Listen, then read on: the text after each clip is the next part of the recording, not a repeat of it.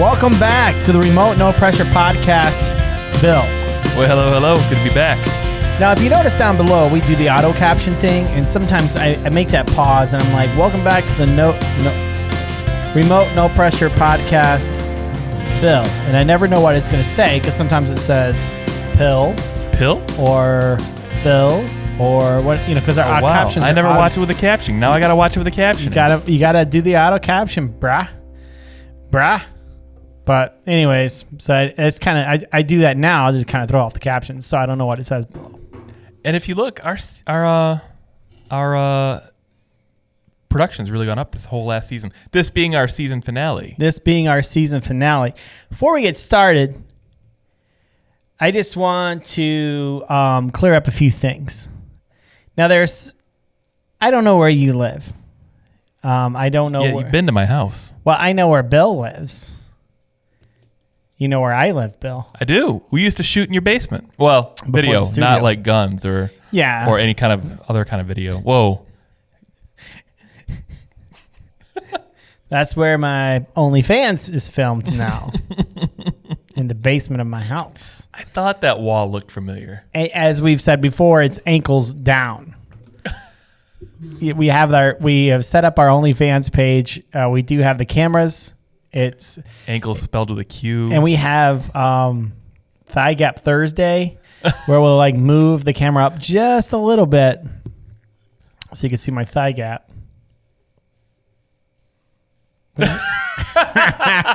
I like that awkward pause. Thigh Gap Thursday.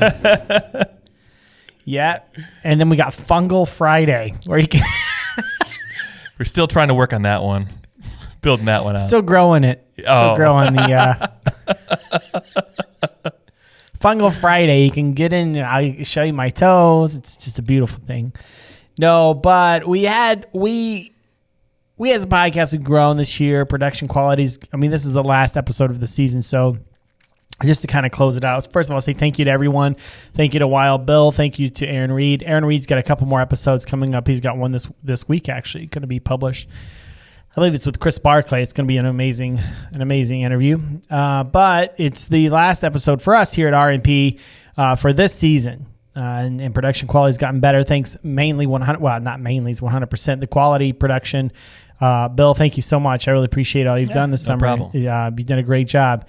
Now, part of this year, we hired a firm to do some graphic designs for us. And turns out one of our logos was incredibly close to Alana's. If you guys know Alana, she did the cover of Trout magazine. It's an amazing cover. Kirk Dieter gave her a shout out, and she's a fly angler. And if you're going to use someone else's design, you may not want to use someone who is as popular as Alana in a very tight-knit community like we have in fly fishing. So we removed all those logos from, I don't know if you guys even seen them because it's not the RNP logo. It's the one with the fish on it. So we removed that from all of our platforms. But to Alana, my sincerest apologies. We were not aware of that. And we have some links down below to Alana's work because she's a brilliant designer. And what do they say? Copying is the biggest form of flattery. Yeah. And she's got a lot. She's got a lot of material that's just brilliant. So it was quite a dramatic week this week. And I appreciate her being very gracious to us. And we got that all taken care of. But it was interesting. It made for an interesting day. It was actually yesterday when all the crap hit the fan, and it was, wow. Yesterday as we're shooting. Yeah, we're shooting earlier in the week, obviously. Yeah. So it was yesterday. It was on Monday. So thank you, Alana. My sincerest apologies. Thank you to Aaron Reed, who was the middleman because he knows Alana very, very well. So that was a fun day, Bill. I bet. You texted me and it sounded urgent. Yeah. In the text. And we talked later in the day, and by then you already had all the things cleared up, and I did a little switching around on our graphics for the interwebs, for the YouTubes. Yep. To make sure we were kosher there as well. Yeah, so thank you to everyone who made that happen. So, but the thing is, I've known the designer for a long time. the guy who owns the company, and I don't believe that it was there was any malintent. I don't know. I don't know. I shouldn't have happened, bottom line, and it did. So he wasn't happy, and it was just bad news all around. Mm-hmm. He was embarrassed. Well, we've all screwed up. Oh yeah. Yep.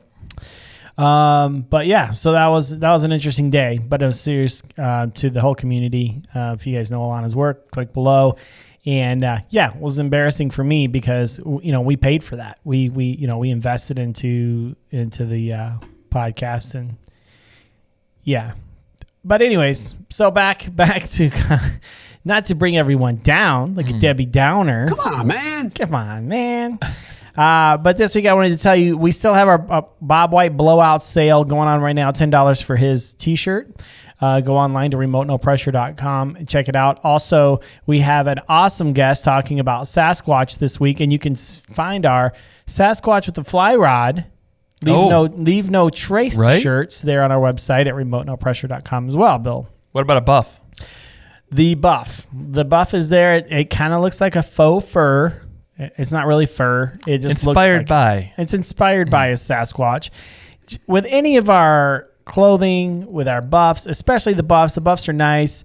That we have a 100% guarantee that you will not be attacked by a Sasquatch, or we will give you your money back plus a $100 bill if you can provide the footage of that. That's an insurance policy right there. Hey, you know what I mean? Especially this time of year, it's getting warmer.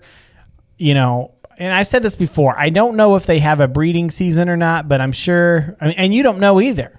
No. That's why you should always have something of ours on your body. And they know it's ours or not, right? Absolutely. Yeah. We've made a deal with them. And we had our people talk to their people. I dropped some LSD, went into the other dimension, and made a deal. Because that's what I do. I make deals. The art of the deal. The art of the deal. I'm the Donald Trump of the third dimension. The Donald Trump of the Sasquatch. Yeah, exactly. So in there, made a deal. And it's kind of like, I used to work in the food business, and you have to have kosher. You have to bring in a rabbi to bless everything. Same thing happens with us.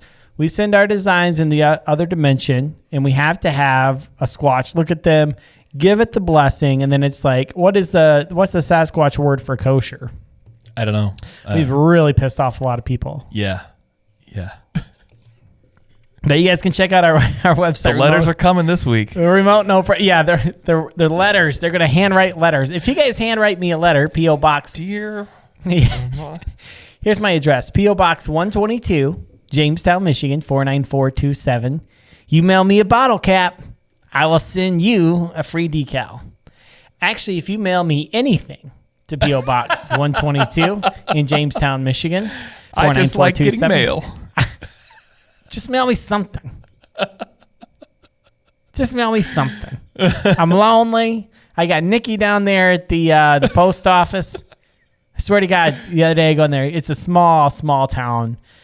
Jamestown's a cool little town. Oh yeah, it's a small town, and I got my post office box. There's no bullshit. You just go in there, you get what you need. She and there's just one person, and it's only open from 11 to 2.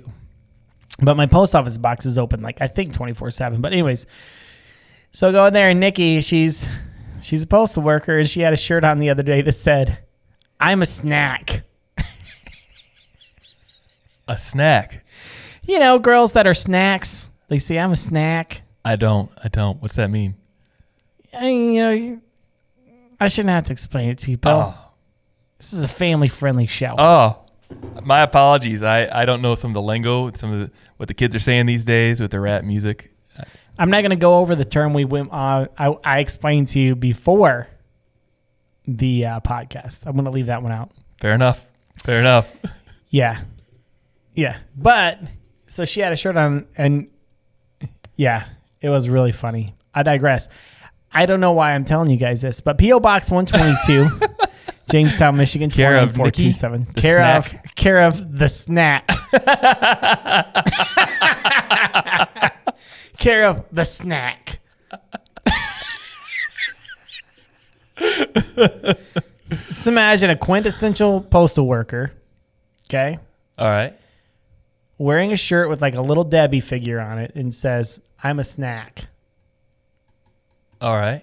Okay. I'm going to have to take you down to Jamestown. All You right. can meet We're Nikki. going to Jamestown. Well, do I need to? I mean, I'm married now. I don't need to. Or is this just to point it out to? I mean, it's kind of like, what do they have at like the zoo and stuff? You go and like look through the window. Is she behind glass? Yeah, she's behind. There's a glass For our there. protection. So you can look through the window. No, but in all seriousness, she's super kind and super nice. So, but it's Does just she kind listen of to the show? No, I don't think she does. I hope not. Oh man, if she does, all of a sudden my she postage won't now. doubles. All of a sudden the postage from RMP doubles. How come I have to pay to get my mail? You've been canceled, Jeff. Son of a bitch. Letting the old stuff fly today. What's the It's like the last day of school. It is. Right? I say that every time. It's like all the lockers are empty. Yep. You know, so check out our merch at remotenopressure.com. Be sure to subscribe or comment on our YouTube below. We've got some awesome things coming up here for next season. And also I will be for sure at IFTD coming up in October. So mark your calendars for that. I think it's 20th, 21st, and 22nd. And Bill, I meant to ask you this before we got on the air, but how's the Djembe coming? Oh man, I just gave up on it. I didn't. My hands are getting sore. I'm just not good at it. Really? Yeah. What about Jennifer? Has she ever thought about taking up the Djembe? No, I can't say she has. Djembe. Maybe she has. I don't know. I've never asked her. You ever watch Schitt's Creek? No, but I've heard. I think I watched the first episode and just didn't do anything for me. Oh, dude, it's funny. So I was gonna say like Myra, the Djembe. You don't get it because you don't watch Schitt's Creek. No, Someone, no. I hope one person laughs in their car over that. The Djembe. But anyways, well, if she decides to get into it or maybe decides to up her meditation game, she can check out the Restoration Depot. Bill, I know what you're asking. What is the Restoration Depot? Well, you just took the words out of my mouth. Yeah, no, go ahead. What is it? Restoration Depot provides a one-stop shop for virtual wellness services that support social, emotional, physical, and intellectual well-being of individuals. So if you want to get into the Djembe, spirit Djembe circles, you want to do meditation, physical, mental, spiritual, the whole thing, you can go to therestorationdepot.com. Bill, I ordered you a 6-pack of peanut butter beer. Oh, you were awesome. I know. Appreciate that. I cannot wait for that to come. I know it should be here. Now, I couldn't ship it directly to Michigan because that would be illegal. So I shipped it an hour away to my brother-in-law's house in Indiana. How far away is he? South Bend area? Yeah. Nice. Yeah. So nice area. I'm going to go pick that up this weekend for you. I got 2 6-packs, one for me, one for you. And guess what, Bill? I used the coupon code BeerMoney20 to save 20%. Did it work? It did, absolutely. You can't afford not to. Can't afford not to, but beer lovers know the names, and I'm not talking about your local Spaceship Fruity IPA. I'm talking about the names in this competitive beer landscape. Two-Hearted Monks, Pliny Elders, and Grapefruit Space Time Machines agree that there's a new name in town. It's the International Beer Challenge Award winner of 2020, Bend, Oregon's Craft Beer Award winner of 2020, one of the top-selling beers in Whole Foods, and this unbelievable IPA, only 70 calories, and drumroll, please. It's the freaking last episode of the season. Come on, man. It's non-alcoholic. I love craft beer. It's hard not to when you live in Michigan, but I've had to cut back. Nothing takes a harder toll on my body like local craft IPA. Although some people claim the dad bod is so hot right now. Well, I just don't believe him.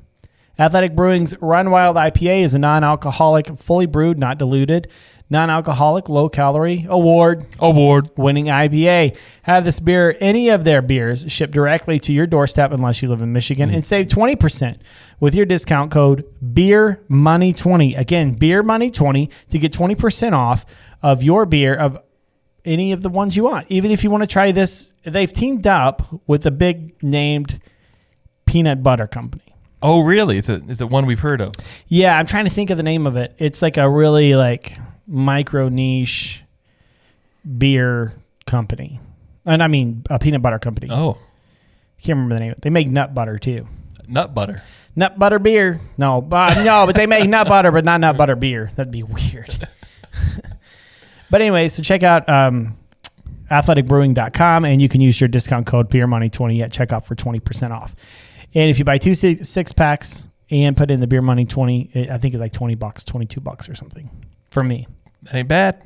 That ain't bad for a good non-alcoholic beer. Non-alcoholic beer. So check that out. I'm excited. And also, last week we were both so exhausted when we were recording, and I couldn't remember my buddy Holden's name.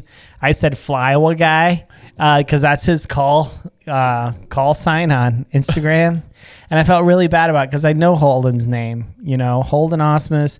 He's a great dude out of Iowa. So he's texting me back and forth and telling me about stuff, and I felt so bad that I forgot his name, but I would have forgot my mother's name. That was a rough week, though, man. I would have forgot my mother's name that week. I was like, we were so tired and hot. So big shout out to Holden for being a good sport. Thank you, Holden. Thank you from all of us here at the Remote No Pressure Podcast. Thank you for all of our listeners. But this week in other news. Oh, wrong button. That's got to stop. Live studio audience. Oh, wow. All right. That's almost done. There we go. Do you want to say it again? In other news.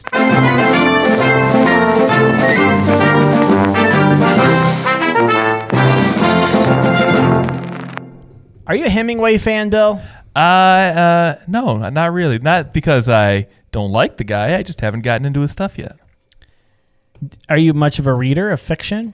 No, not really. No, Hemingway spent quite a bit of time here in Michigan. I know. Northern Michigan, UP, he was all over, wasn't he? Right. Yep. And this week on April 29th, 2021, so it's a little more than a week ago, Northern Michigan Hotel offers fly fishing package with Hemingway twist. Walloon Lake, Michigan. When it comes to fly fishing in northern Michigan, there might be nothing more iconic than casting a line into rivers and streams frequented by the famous American author and sometimes summer resident Ernest Hemingway. As part of the area's year-long Hemingway Homecoming celebration, Hotel Walloon on Walloon Lake is offering guests a special fly fishing package that comes complete with accommodations and a guided half-day or full-day adventure led by, drumroll please. Oh, wait. I got it. There it is. True North Trout. That's Brian Kozminski's outfit up in northern Michigan. I'm sorry. I'm done with the buttons. I'm done. Step away from the buttons. No, but seriously. No, but it's very interesting. The hotel special is designed to get people out on the water, either in walk-in or float trip experience, and bring them back to simpler times as enjoyed by Hemingway in the same area of northern Michigan. So I don't know if you guys read the Nick Adams story. That's where the Walloon Lake comes from. Very interesting story. I'm a huge Hemingway fan. That's actually what got me into literature to really like it. Right. I mean, I always read, but I was like, this kind of sucks. And then I started reading Hemingway, and then, there are other authors, especially we've got some awesome Northern Michigan authors that just absolutely kill it. So, but yeah, so we got the link down below. Check it out. Book your trip if you'd like. And even if you don't book the hotel, check out Brian Kozminski's True North Trout. I mean, that's really cool that he's able to participate in that. I mean, it really is. I see Koz everywhere, He's just a good guy. Mm-hmm. Me and Phil hired him a couple years ago for the Hex Hatch, and he's become a friend of mine, and I can't say enough good things about him. So check that out. This week, this week in other news. No. It's the last episode of the season. No, but seriously, there's Koz's mug right there with a big brown trout. Okay, no, but seriously, I got to focus here. This week on the Remote No Pressure podcast, we're very excited. We've talked about Don Johnson. I want to keep calling him John Donson. John Donson from last week's episode. We changed his name to protect the innocent, but evidently he's cool with it. He's out there now. He's out. Yeah, evidently he's out there, and we're going to go over his encounter with Bigfoot. Well, you make Sasquatch. It sound much more like encounter, like they were in a car accident. I'm gonna let him tell the story. You're ruining it, Bill. We can edit this out. No, we'll just leave it. No, we'll just leave it. We're not editing anything out, bruh. No, but it's really excited to have Don Johnson here telling us his story. I'm still skeptical, but I do know Bill, and Bill says Don's a straight shooter. Straight shooter. And I'm the witness to this one. I didn't see it, but I heard it, and you'll hear the whole story here in just a second. Yeah, so that's pretty interesting. So welcome to the podcast. Let's light the fire.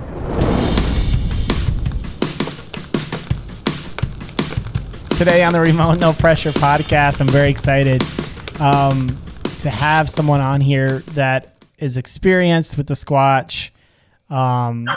We tracked him down. Rumor has it that he actually saw a Sasquatch. Rumor has it that, there's no proof, right? But according to him, we've talked about this quite a bit though in years and months past, have we not? You and I? Yeah, we have. And we've discussed your name on the show before. I've told your story for you, but I can't do it justice. So, Don, it's a pleasure to have you on here. Can we use your real name, Don, or should we? Yeah, that's fine. Thanks for having me on, guys. See, Bill doesn't want me to go too far on making fun, like saying that there's no proof. So he's like going to hijack the interview because I will embarrass myself. That's the whole reason Bill's here is to make things funny and to keep me from being a jerk. Come on, man. Yeah. It's kind of like Biden's handlers. I'm Biden. I just kind of drool. Yeah. And screw things up. I digress. Smoking that Sleepy Joe OG. Where am I?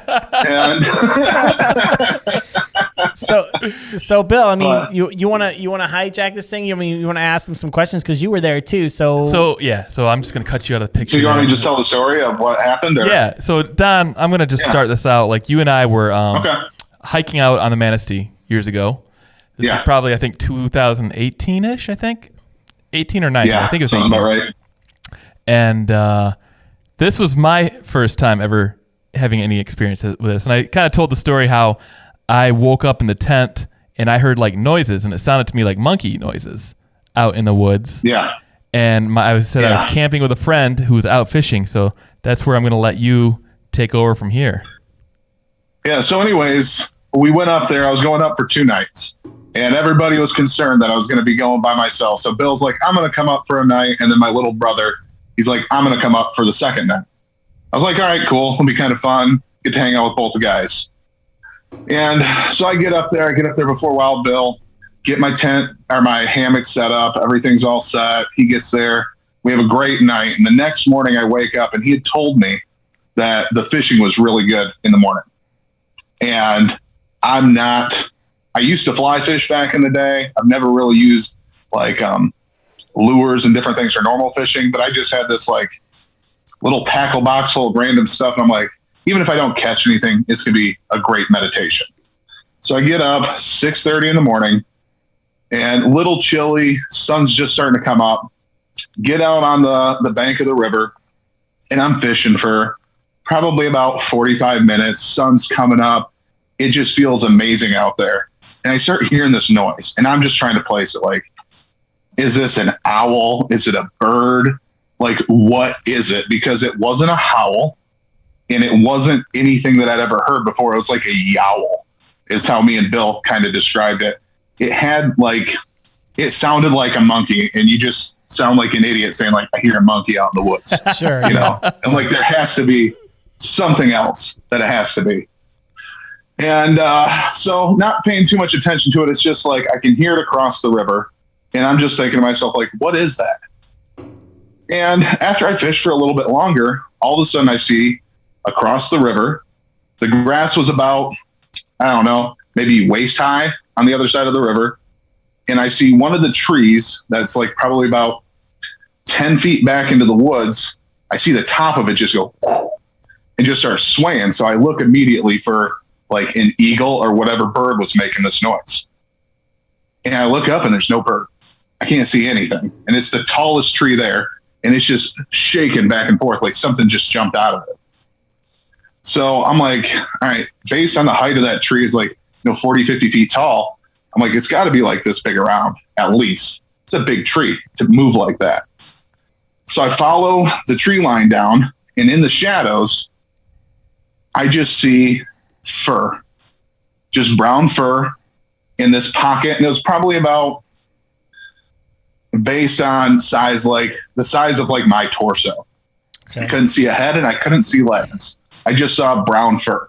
Now, was it a bear? Could it have been a brown bear, or was it like a different texture? It could have been a bear, but this is, I mean, I've never seen a bear this size in Michigan.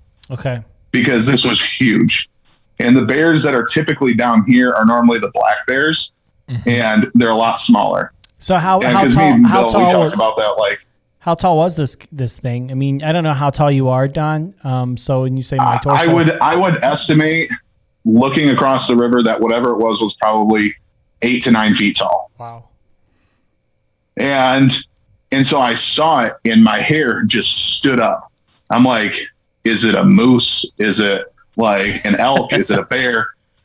And then it starts walking, and like it's going like this. It's how the body's moving.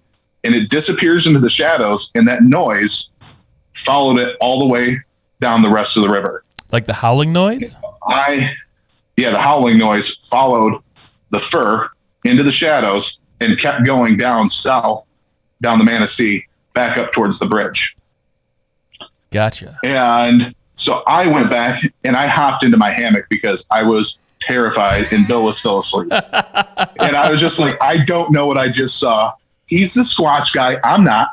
I've never paid attention to Squatch. I'm like, I'm aliens, Loch Ness Monster, all that stuff. But not Squatch. And I'm like, why the hell am I the one seeing this and not Bill? Right. So we get up, we have our discussion about it. He had heard the noise. He just hadn't seen anything. And so he takes off. My little brother hikes in a couple hours later, and I'm telling Joe the story. I'm like, dude, you're not going to believe it. And I get done telling what I just told you. And we have a tree fall right next to our campsite. Can't see the tree, but we felt it. Like the whole ground shook. And it's not a windy day or anything else, but something huge fell really close to us. And it was just kind of eerie. Like, that was really close to camp. So we started looking for widowmakers and stuff above our hammocks just to make sure, like, we're not going to die. Right. And so that night it got cold. I mean, bitter cold.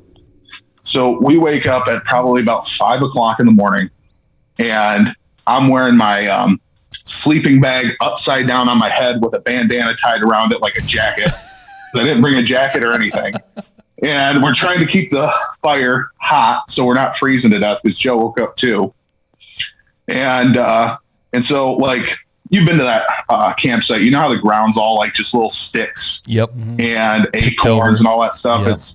It's not like pine needles, but it's just like, little sticks and stuff. It's good kindling. So we were trying to clean up the area around. Is that the same campsite where we couldn't break the seal, Bill? Was it? Which one? You mean old 8B? Yeah. Yeah. Okay. Yep. Don showed me that campsite first a year before this happened. Okay. And that's when I took you that same year, Jeff. Yeah. So anyways, so we're up, we're putting the stuff on the fire. And as the sun started to come up, I walked out, and we have this path that we walked, every day to go get the bear bag.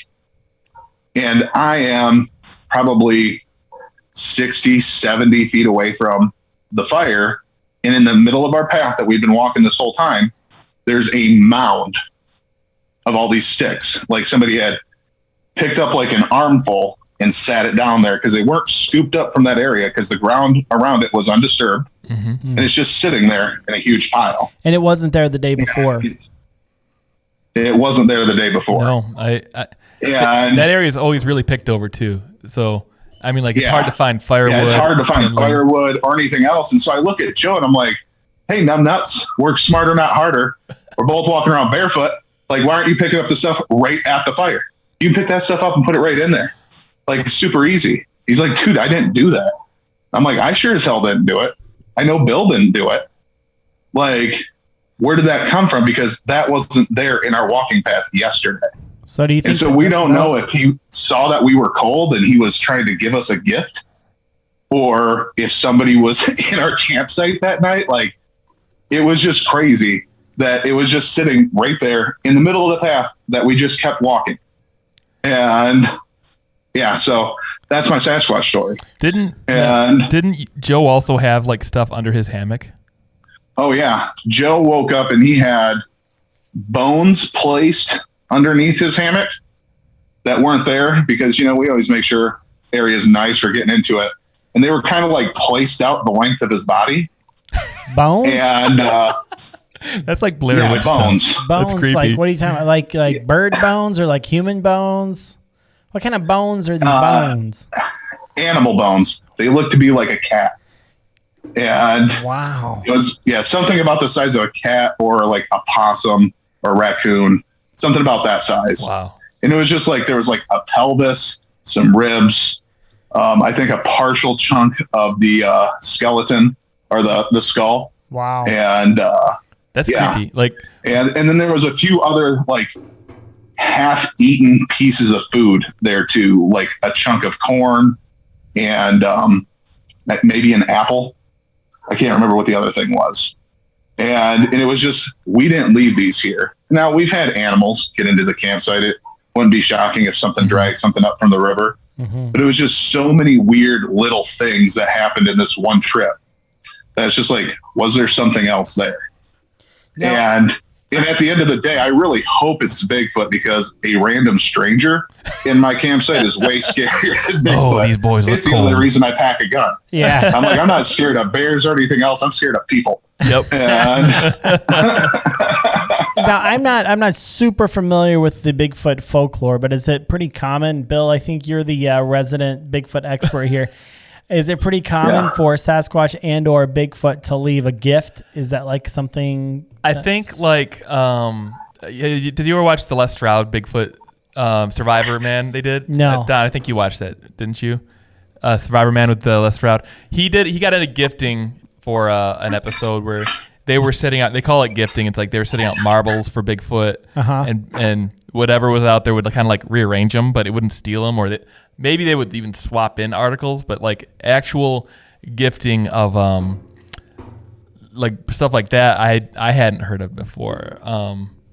There's this dude out of Ontario. He's got a YouTube channel that's got weird vocalizations on it. Don, have you heard of Sasquatch Ontario? I think it's the name of the channel. Did I ever share that with you? I believe he's the guy because there was a couple that we looked up. There's a few from that area up in Manistee. Mm-hmm. And then there was a link that you had showed me, and it was the closest audio that we could find to what we had heard. And people think it's Bigfoot. Yeah. And they're out there knocking sticks together and doing their different calls and different things. This dude in Ontario, he would actually have like marbles manifest in his yard in the city. And like all of a sudden just something would fall out of thin air. And I don't know about branches though, or like bird bones. That's weird. That's kind of creepy. I still think that was from something on the side of the river and it was dragged up there. Like, I don't think it was part of Sasquatch, but it could be. I can remember, Jeff, when I took you guys out there. This is a couple months after Don first got me into hiking and got me into camping out in the wild like that. And I don't know if you remember the raccoons in the middle of the night. Sure. Like, we left food out, and I woke up at like 5 a.m. I heard growling and like I don't even know that, just creepy noises. And then we got up at like 7 or 8 or some later. And I think it was right in front of your face. You were asleep still, but there's all these raccoon marks and like torn up fruit. And so there is a lot of animal activity in that area. Yeah, I know that spot there too. Before, when we were there, I heard a big splash, and I figured it was probably a deer or something jumping in the water. Oh man, we always all night we'd hear like the fish jumping out though too. Yeah. I've heard like deer jumping into the stream right there also, but like we'll also hear like the fish jumping out. I don't know what kind of fish those are. Do you have any idea, Jeff? You're a better fish person. I mean, I've caught some nice brown trout out of there, and yeah, if it's like, if it was warm or if there's a good hatch going on, they feed at night, or mice as well. Yeah. So. Yeah, because there's another point there that we camped out at, and we would hear a lot more stuff get into the water on that side, but we never saw anything. Because, it sounded like the size of an elk jumping into the river. So you run out there, and it's like, where's it at? And it's not there. Yeah. And I remember running around with Ben and Paulie. We're like, we're going to find whatever this is. And we never did. And then we were staying on one of the peninsulas. We ended up getting kicked out of that one by the DNR. But yeah, it was the best camping spot before I found Site AB. So. Yeah. So do you think, I mean, me and Bill have talked about this before on the podcast. We've talked about Bill believes in Bigfoot, but he thinks it's in another dimension. Do you think the same thing? Or do you think a Bigfoot is just like you or me? It's just hidden. Really good at hide and seek. Yeah, no, I think if it is anything, I think it's an interdimensional being. And it could be just like you or me. It just knows the fast path to travel between the dimensions. Yeah. And that's the only thing that would make sense to me, because otherwise I'm like, how do we not have photographs and everything else of it? Right. Or to be able to find it. So I'm like, that's the only thing that makes sense, is that it can pass in and out of our reality. Yeah.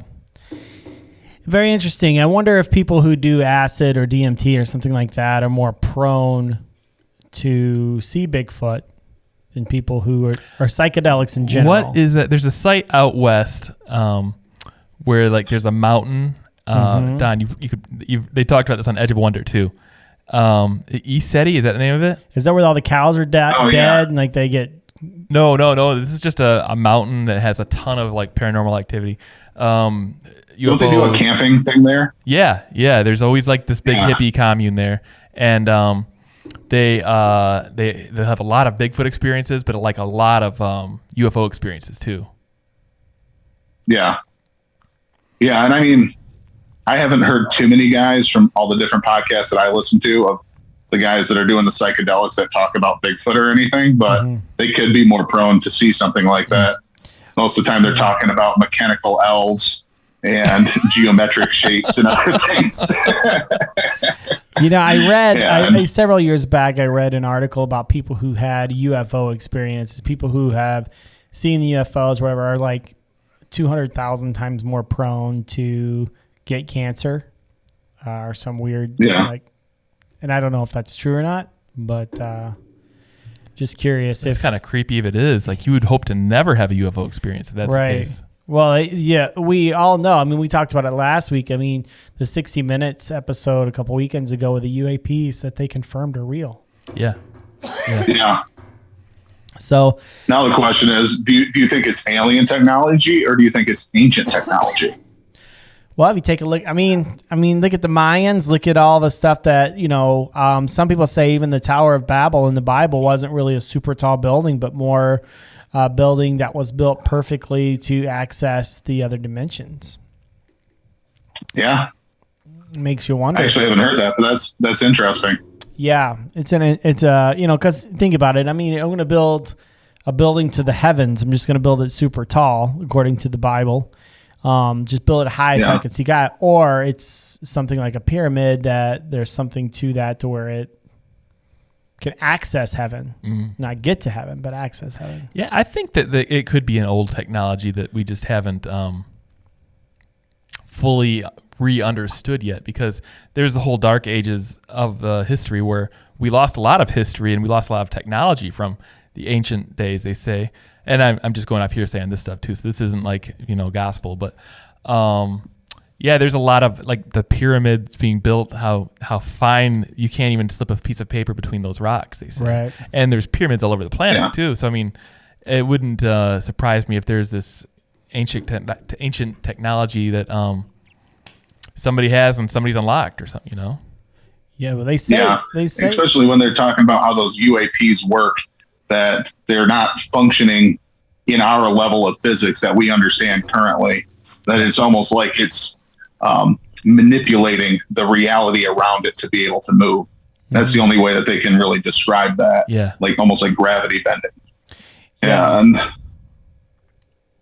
But I really want it to be aliens, but at the same time, I think it's just going to be us.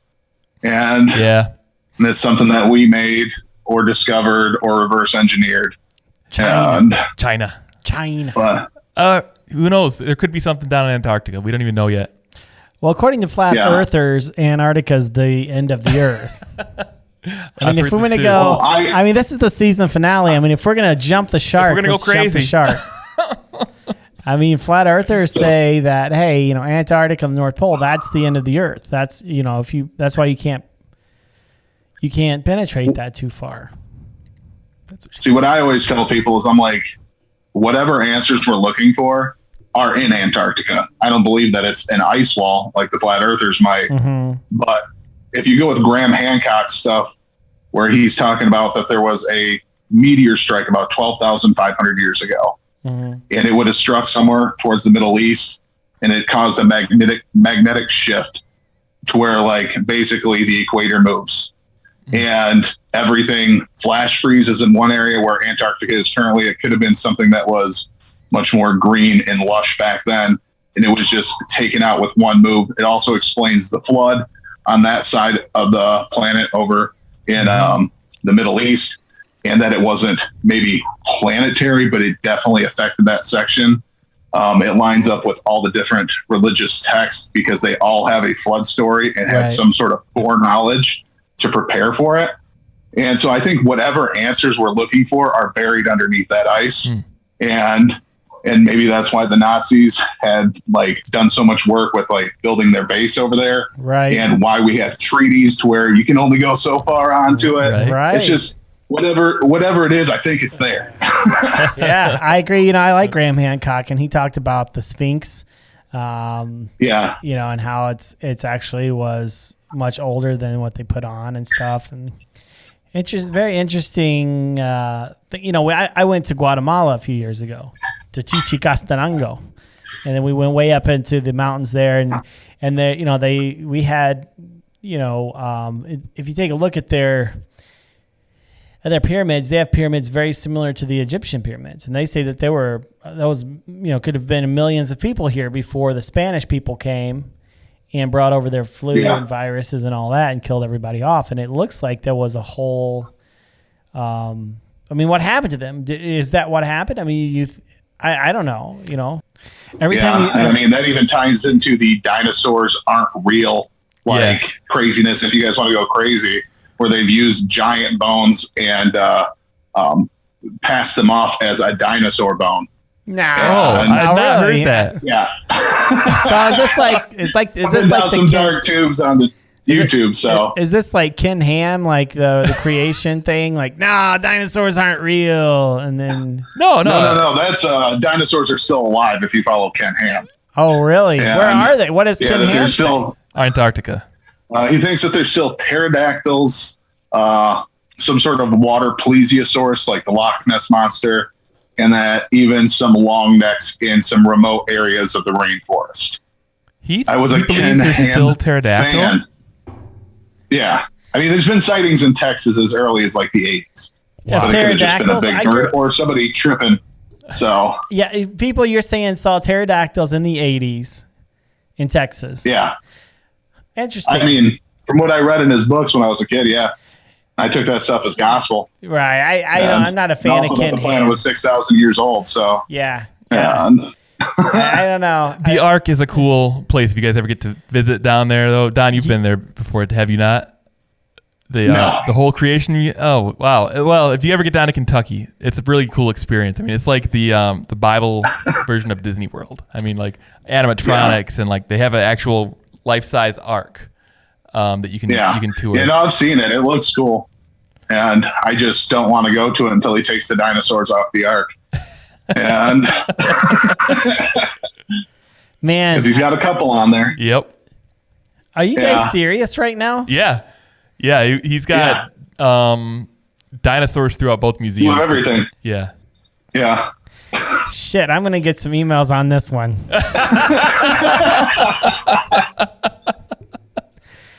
Immediately regret my decision.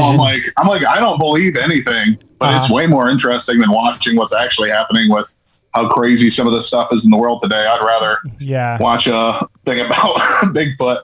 Yeah. And I just don't think we know. I don't think we know everything. And the more you get into it, it's like, well, that makes sense.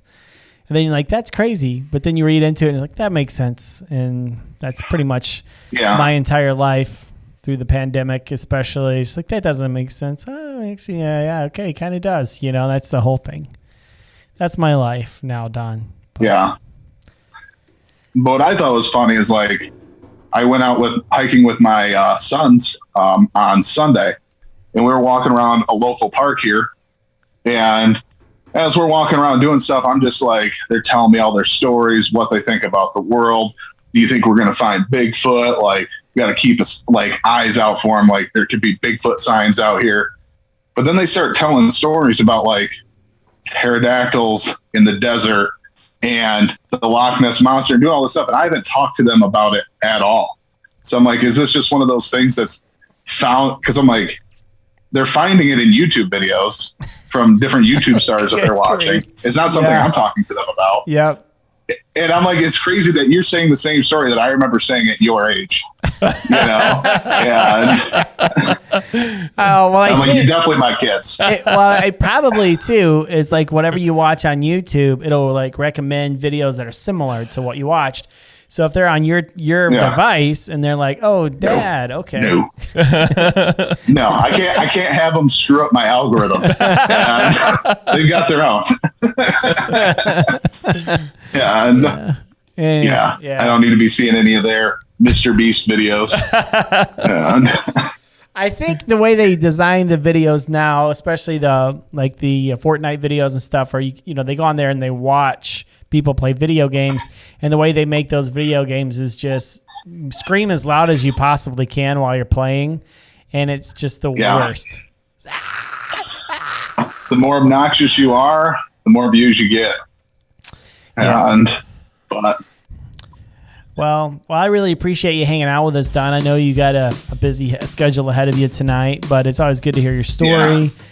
I look forward to meeting you in person, but thank you very much for just hanging out with us. Yeah, thanks for having me on, guys. That was fun. Thank you guys so much for hanging out with us this week on the Remote No Pressure Podcast. I really appreciate it. Bill, thank you for hanging out with me. Oh, it's always a pleasure. Yeah, we had fun this year. It's been a great season this season, and I'm very much looking forward to next season. But in the meantime, we're going to go fishing. We're going to do the things that we love to do. Yeah, do a little trout camp pretty soon, right? Trout camp next month. Got to look. In the meantime, be sure to subscribe. I know I say this all the time. Be sure to subscribe to our YouTube page, our Rumble page, or wherever you get your podcasts. Leave a review. It really helps us out. Leave a review. Shoot me an email. And also, don't forget, I'm just going to throw it out there, P.O. Box 122, Jamestown, Michigan, 49427. Feel free to send us an old-fashioned letter. Sasquatch hair, if you find it. Sasquatch hair would be very interesting. Pictures of you with Sasquatch, or just Sasquatch. Great. Yeah. Tying it all back together here. I'll tell you a quick story about pictures, and I don't know if I've told this story on the internet before or on the. Well, it's on the internet now. On the podcast. When my wife and I bought our first house, we first got married, we went down in the basement, and we found this shoebox in the rafters of the basement. I think you've told me this story. I don't think it's been out there though. Go ahead. So we open up this shoebox, and there is a knife, like a really cool knife that I actually kept. It was like a boot knife, and then a Polaroid of this previous owner's. I'm assuming it was his ex-girlfriend, and that was kind of like seeing Squatch. Like what was in the Polaroids? Like what were they doing in these Polaroids? It was just her. Just her alone? Just like hanging out? Yeah. Naked.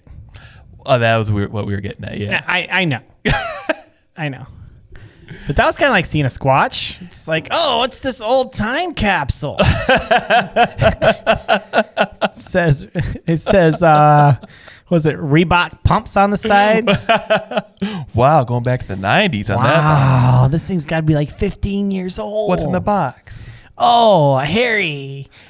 Yeah, it was crazy. And I was looking at my wife. I'm like, oh my God, what is this? And what happened is he probably moved, and then he didn't want his wife to see him grab the box. But he had some letters in there from her and everything. Wow. Yeah. Wow. So that was kind of weird. What did you guys do with the box of Polaroids? And I didn't really want them. Okay, I kept them, but I didn't want them. I still have them. I don't want them.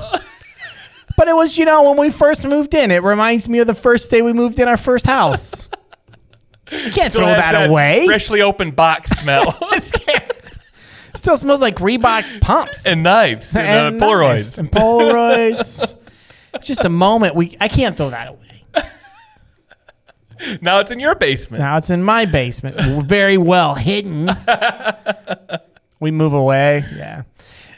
But yeah, thank you guys so much for hanging out with us this week on the Remote No Pressure Podcast. Check out remotenopressure.com. Find your merch that you want to wear.